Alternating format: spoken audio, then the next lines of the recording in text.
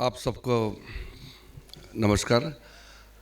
हमारे बीच में अरुणाचल के ऊर्जावान मुख्यमंत्री आदरणीय पेमा खांडू जी आज के इस शाम में मुख्य अतिथि के रूप में पधारे हुए डिप्टी चीफ मिनिस्टर चोना मेन जी और हम लोगों के बीच में अरुणाचल सरकार में मंत्री मामा नतोंग जी, वेस्ट सियांग डिस्ट्रिक्ट के ही हमारे सीनियर लीडर मिनिस्टर तुमके बगरा जी,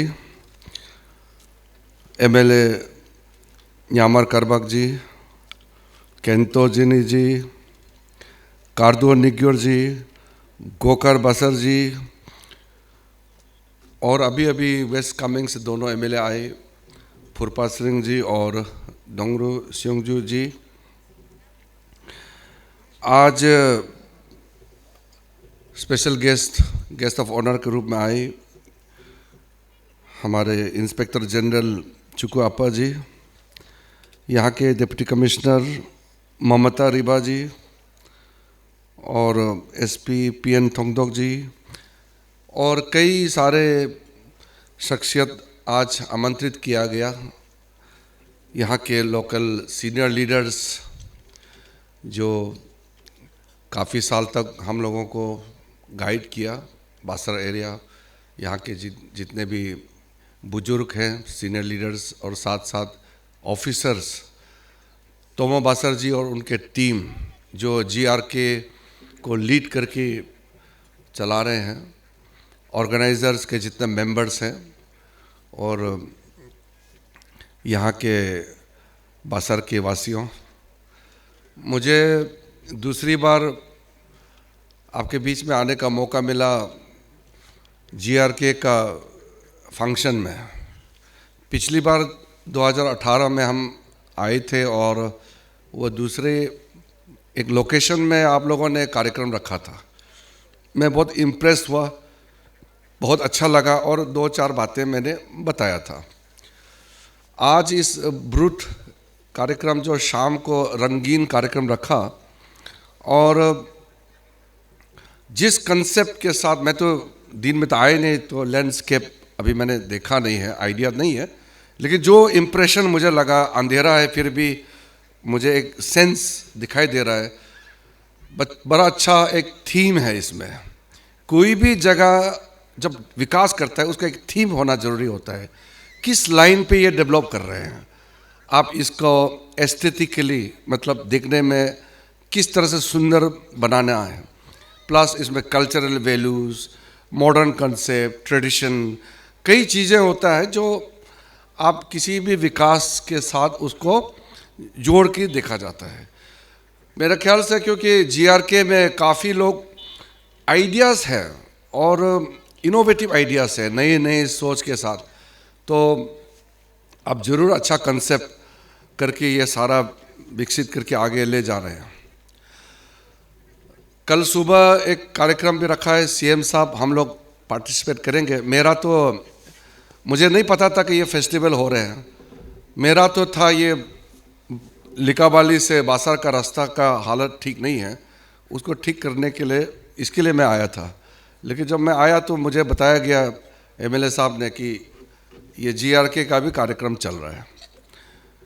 मेरा दुमपुरजो में कार्यक्रम था, फिर सीएम साहब के साथ में यहाँ आकर के आलो जाना था, फिर यहाँ आना था। तो लकीली मैं आज जल्दी आपके बीच में आ गया और आपका कार्यक्रम देखने का भी मौका मिला। आजकल आप सबको पता है जिम्मेदारी बहुत ज़्यादा होने की वजह से मुझे उतना समय पहले जैसे अपना कॉन्स्टिट्यूंसी में विज़िट करने का समय मिलता नहीं है।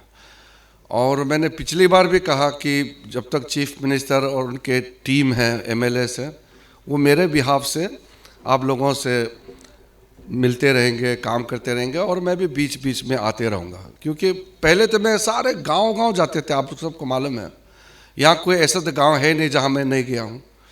इतना सुंदर एरिया है। आप आगे पुरी सागो तरफ में जाओ, या ये जो एरिया है यहाँ से सीधा आगे जाएगा तो पुसी ये धोके निकलेगा और उधर तब में डीसी तरफ में, पागी तरफ में, ये सब में मैं देखा हूँ। आगे बासर से उस साइड में, वहाँ न्योदू साइड में भी हर वैली जो है, बासर वैली जो है इतना पोटेंशियल है। और मैं हर गांव में गया हूँ, और बीच में जो बाम से लेकर के ये गोरी, निगम, ये सारा एरिया, कोई सोई बस्ती कोई छूटा नहीं है। मैं रिपीटेडली हर गांव में जाता हूँ। मुझे अच्छा तभी लगता है जब गांव में पहुँचते हैं और गांव वालों के साथ में टाइम बिताते हैं, तो बहुत शांति होता है। मुझे तो शहर में रहने का मन नहीं है, मैं तो मजबूरी से शहर में काम के लिए रहता हूँ। मेरा मन तो गांव में ही है, और इसलिए कोई गांव मैंने छोड़ा नहीं है। कारण यही है कि मैं गांव में जाके लोगों से मिले। आजकल वो नहीं कर पाता, मुझे दुखी है। लेकिन दुख होने से भी उसका बदले में कई काम हो रहे हैं जो पहले मैं जब एमपी था नहीं कर पाते थे। अभी सीएम साहब आपको बताएंगे, डिप्टी सीएम साहब ने भी कुछ बताया। आजकल अरुणाचल का कोई स्कीम रुकता नहीं है दिल्ली में। कभी कभी तो इतना आसानी से स्कीम हम लोग दे देते हैं कि यहाँ इम्प्लीमेंट नहीं कर पाता है। हमारे लोग एब्जॉर्प्शन कैपेसिटी नहीं है। हमारा छोटा स्टेट है तो हमारा कैपेसिटी नहीं है। चाहे कोई भी विंग्स देख लो, technical wing, engineering wing, medical, हमारे पास कैपेसिटी नहीं है। तो मैं शुरू से कहता था कि आदमी कोई भी चीज़ हजम करने के लिए उसका, आपका कैपेसिटी को इन्हांस करना आवश्यकता है। जितना हमको आज मिल रहा है, केंद्र से सपोर्ट मिल रहा है, उतना तेजी से हम उसको यूटिलाइज नहीं कर पा रहे हैं। आप सब मालूम है, जैसे हाईवे का बात 8 साल 9 साल से पेंडिंग है। कई कारण है। हम, आप लोग यहाँ जो लोग रहते हैं, आप लोग ये समझ लीजिए, अगर ये रोड ठीक हो गया, हाईवे एकदम चमका दिया, तो बाकी ये फेस्टिवल लोग तो आपको यहाँ जगह नहीं मिलेगा। मैं आपको बता रहा हूँ।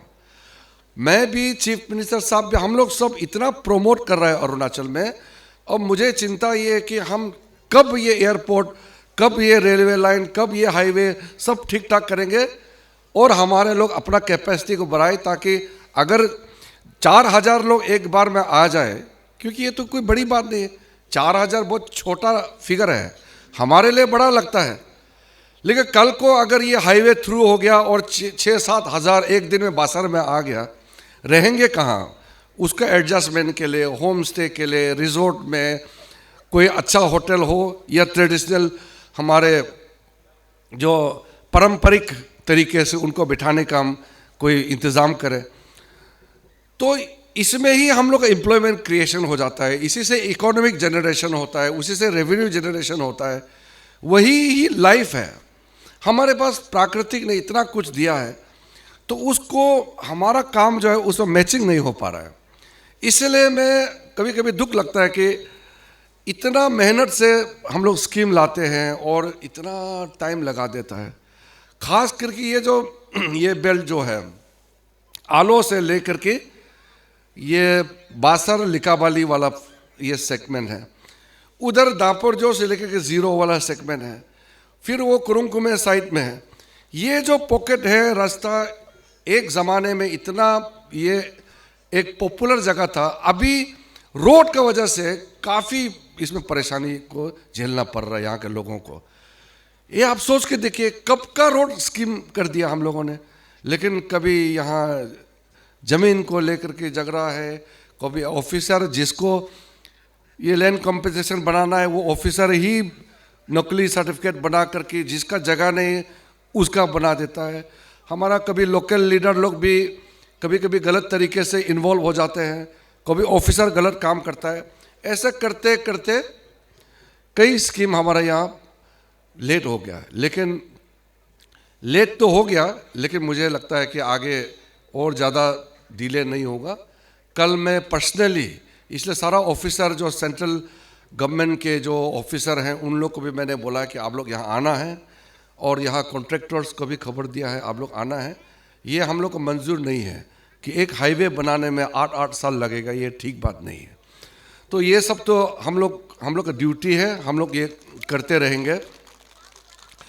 बाकी फ्यूचर के लिए, हमारे यंगर जनरेशन के लिए हमारा जो प्लान है वो पूरा सही तरीके से हमारा मुख्यमंत्री पेमा खांडू जी के लीडरशिप में जिस तरीके से अरुणाचल में काम चल रहा है, ये कभी कभी मुझे लगता है कि हम लोग का कमी है कि हम लोग नहीं बता पाते हैं।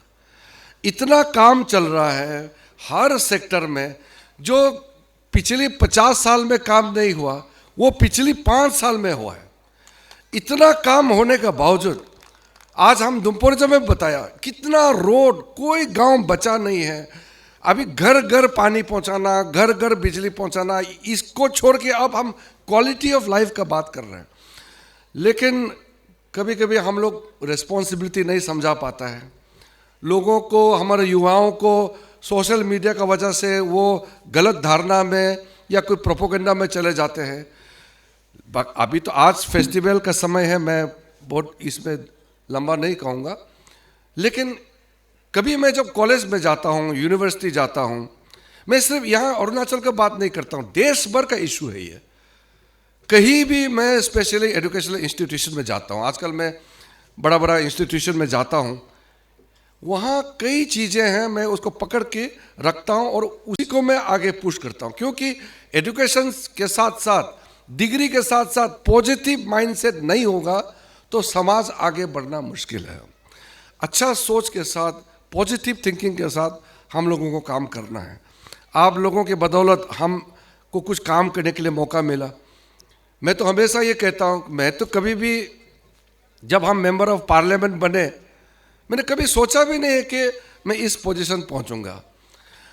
जब आप लोग का आशीर्वाद मिला और काम करते करते इतने बड़े जिम्मेदारी मिलने के बाद भी अगर अरुणाचल को हम नहीं चमका सकता है तो फिर आगे मुश्किल होगा। मुझे लगता है सीएम साहब, स्टेट गवर्नमेंट का और सेंट्रल गवर्नमेंट का जो तालमेल है, आज नरेंद्र मोदी जी का जो प्यार है, वो कोई मेजरमेंट नहीं कर सकता है। हम कल्पना, मैं खुद उसका कैबिनेट मंत्री होते हुए भी मैं सोचता हूँ जो हम चाहता है आज मिल रहा है।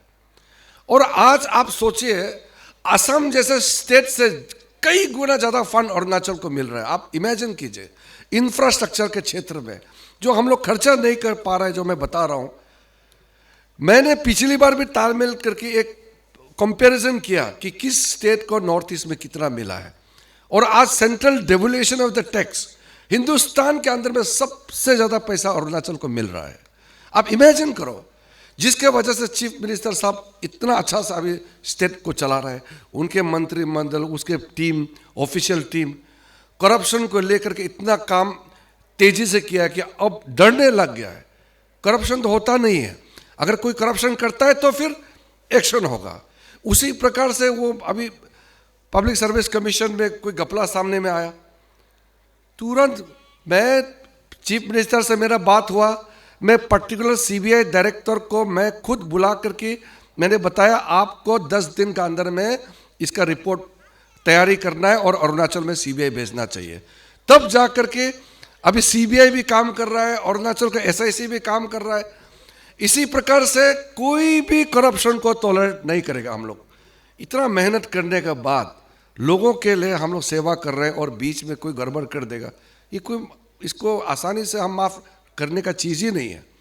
तो इसलिए कई चीज़ें हैं। आज मैं इतना में समाप्त करता हूं। आप लोगों ने बुलाया है और आगे जा कर के इस जो बास्कोन है, जो आप जीआरके का कार्यक्रम होता है या इस तरह का और भी कई आपके संगठन हैं, मैं आप सबको आश्वासन देता हूं, एक बार हमारा जो मेजर ये इंफ्रास्ट्रक्चर का डेवलपमेंट का जो प्रोजेक्ट है अभी इस वक्त चल रहा है, ये एक बार थ्रू हो जाएगा।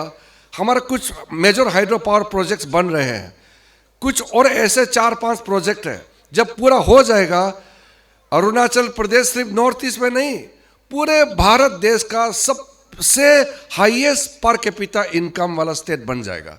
मेरे नज़र से ये 10-15 साल में बन सकता है। इसलिए पूरा पॉजिटिव माइंड के साथ हम लोग काम कर रहे हैं। आपका फेस्टिवल के लिए, ये ब्रूट का जो नाइट के लिए भी शुभकामनाएं। आने वाला जो आपका विभिन्न कार्यक्रम रखे हैं उसके लिए भी शुभकामनाएं देना चाहता हूं। और जीआरके को मैं आश्वासन देता हूं, आप जैसे प्रोग्रेसिव ऑर्गेनाइजेशन को साथ देने के लिए हम हमेशा आपके पीछे खड़ा है। और आज जितने आया है, मैं ज़्यादा लंबा बोल दिया, आप लोग एंजॉय कीजिए, एंजॉय करने का नाइट है। अभी सीएम साहब जरूर आपको कुछ अच्छे चीज़ें बताएंगे। आप सबको बहुत बहुत धन्यवाद। जय Hind. Thank you so much for your encouraging words. Thank you so much. Firstly, for taking time out of your hectic schedule. And sir, you are our pride, and representing us on national and international forums, we wish, pray for you to shine brighter. And I must add here, sir, that your detailed knowledge of the place, our place, Basar, has come to us as a surprise, and it is indeed overwhelming. Such great love for the place and people. Thank you so much, Kiran Rijiju sir.